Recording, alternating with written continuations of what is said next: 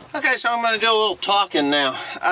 The last video I put up was 1 minute and 47 seconds long or something silly like that. It was just something I put out there, you know. The 4960 is running perfectly. A couple of you guys, well, one in particular, not that I'm complaining about you, but you made a comment, and it's a valid comment, that I'm not sure if the 4960 is 100%, or that I'm 100% confident in that the 4960 is gonna run good.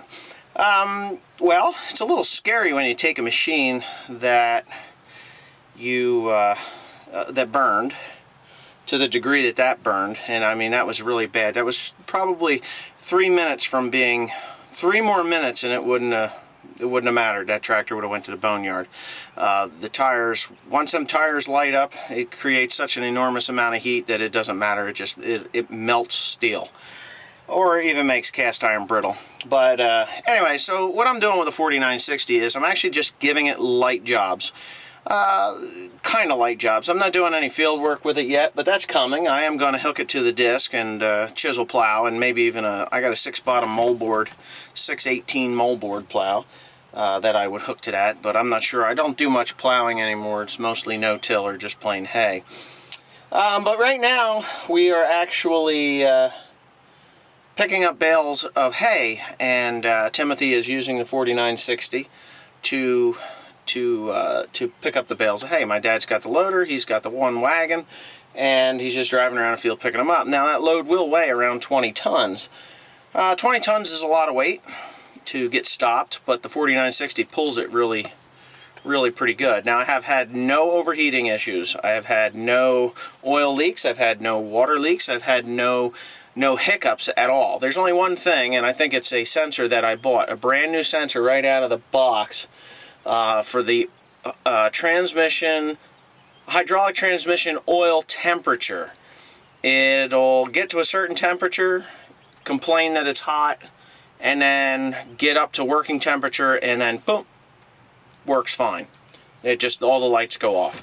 So that's the only hiccup that I really have, but I do have 100% confidence. I just kind of want to break it in slowly, because if I go to the field with a disc and I start working, or, you know, I get to the point where I'm really putting it under a heavy load and it throws a rod or something because I didn't change the engine oil, I'm going to change the filter out again because of the moisture that was inside that engine. There's rust in there, and that rust it's not much rust, but it's enough to plug up a filter. So I'm just kind of making it do light jobs now, nothing really super hard. Not that it can't handle it. I'm 100% confident that it would. It's just there's no need for me to do that. Like right now I got the sprayer on the 8120. Well, it takes a little bit of time to mount that monitor there, and this monitor rack that I built, or rail that I built, it's just fine. And no, I didn't paint it because I just didn't feel like painting it, I guess. But this monitor rail won't fit on the 4960. I think the holes are in a different spot. So, like this piece here, that's actually for a coon baler that they left in here, and they actually left the monitor in here, and I had to take it out because they're too stupid to realize that they left that monitor in here when I bought this tractor.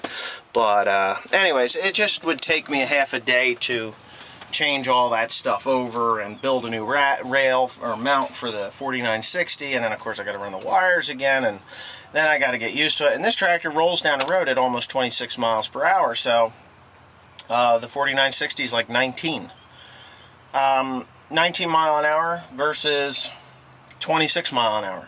I'm going 26 mile an hour. I just got to get done. And now that I'm down to the last few hundred acres, 200 to 300 acres in the hay, it really doesn't pay me or entice me to want to change tractors at this point.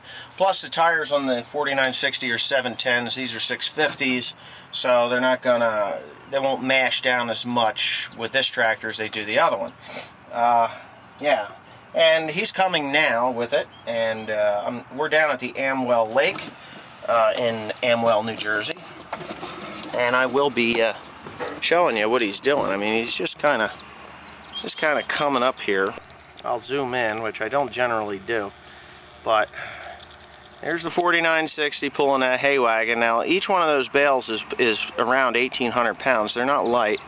And he's going to get 22 of them on there or so, 24. Probably put 24. I've had 27 on that thing, but it's too heavy when they're this wet. So you see the lake in the background. It's kind of nice. Yeah, but yeah, I gotta to edit the curse word out. But anyway, so that's all they're doing. Yeah. So anyhow, he'll get stopped there. Maybe I'll zoom in again. It's quite a ways away. There he is.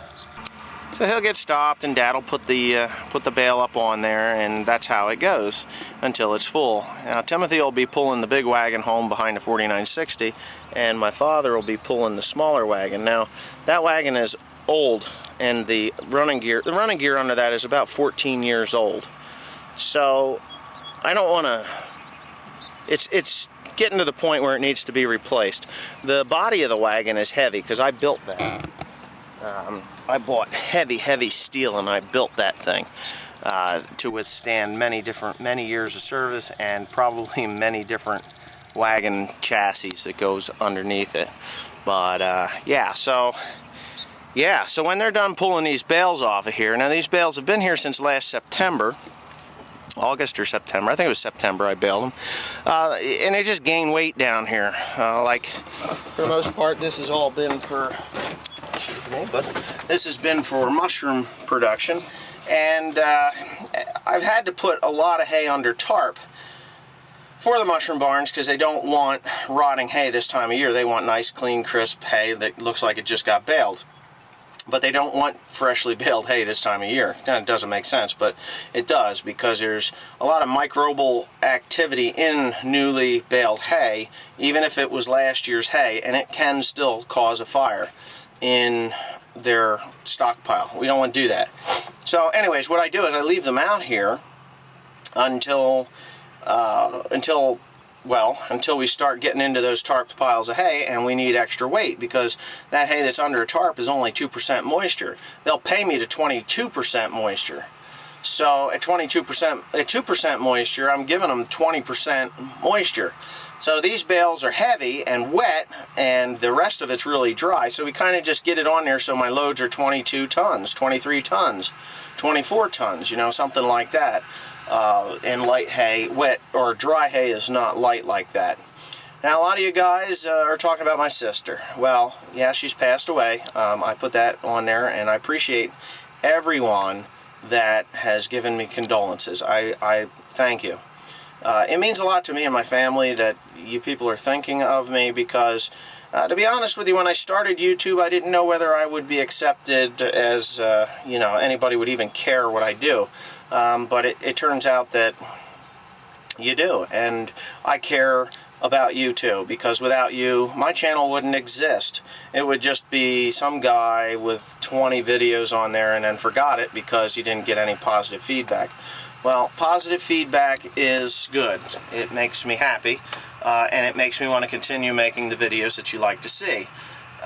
Like my father and my son down there. Let me get this out of the way for you. My father and my son out there making, you know, picking up bales of hay, wet bales of hay at that, with a tractor that was a wreck just a month ago. The other thing is, I'm going to tell you that I appreciate all of you. I appreciate your thoughts, your feelings, positive and negative. I mean, there's some guys out there, don't get me wrong, if I'm in a bad mood and you guys come at me with, hey, you're an asshole, well, I just, lately with my sister being sick, I've been intolerant of people like that, and maybe, you know, whatever. I generally let the YouTubers take care of people like that, and thank you for that too. The other thing is, and Wrangler, ooh, you're probably looking right up my nose. Wrangler Star started doing this, and I didn't even realize this, but I guess I should have, because I've been doing YouTube since 2009. The thumbs up button down there. If you hit that thumbs up, it actually tells Google or YouTube that, hey, this guy is getting a lot of good he's got a lot of good content because people are giving him the thumbs up.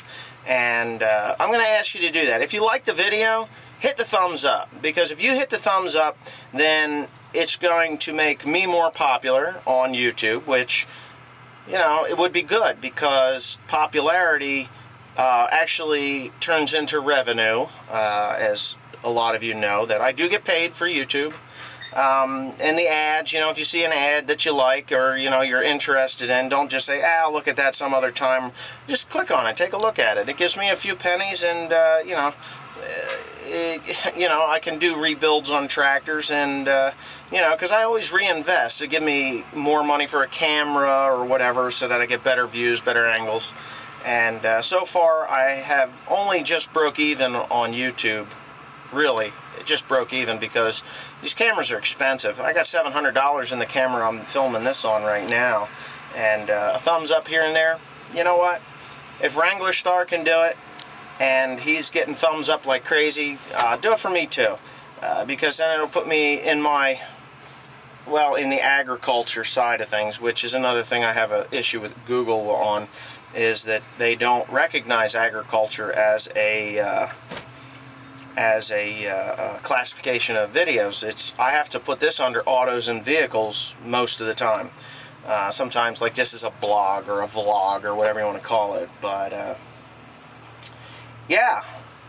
So if you're interested, give me the thumbs up. If you're not interested, you know, give me a thumbs down too. What the hell? There's always somebody out there giving me a thumbs down. And I know it's one person, because it's always one thumbs down. Sometimes it's two, but, you know, if you don't like what I do, hey, by all means, do that too. That's negative attention, and negative attention also warrants an inquiry, or something, YouTube or Google, to look into it, because if you're putting up nasty content and you get a lot of thumbs down, they're looking at you to bitch too. So anyways, thanks for watching, and this is my view from the tractor most days, and here it is. They're getting full. Now that 4960 will yank that 20-ton load of hay like there's no tomorrow. So yeah, this is a 12-minute video. I'm going to cut it off here. Hopefully I didn't bore you, but hey, you didn't like the minute 47-second one, so you can look up my nostrils, and hopefully you liked the 12 or 13-minute video. Thanks for watching. Thumbs up, please. I'm crazy.